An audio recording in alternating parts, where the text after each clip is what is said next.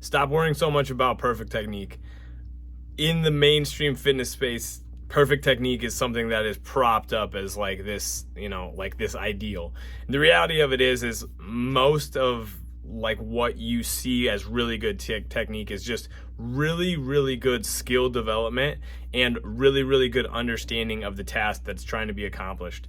For the most part, when you're first starting out, like, you are totally fine to experiment, and like, you're not going to have perfect technique first and foremost. So worrying about it is not really that helpful. Yes, you should avoid like adding weight or doing anything silly from like load standpoint, so that you don't hurt yourself, because yes, you could hurt yourself if you load up the barbell too heavy, but that can literally happen at any time, even with really good technique.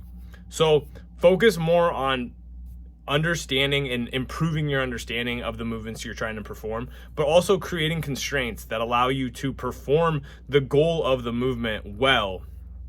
So what I mean by that is, like, if you're trying to learn how to squat, instead of trying to like piece together the squat pattern, think about like just literally squat to a box.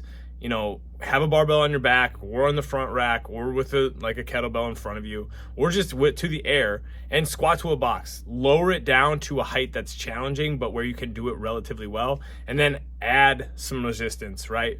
Do sets of 3 to 8, get enough practice, and then start to take the box away, right? Start to experiment with different ways to load, right? Don't think about like perfecting things from like this intellectual standpoint. Just create tasks and goals, and then try to figure out how to achieve those goals well.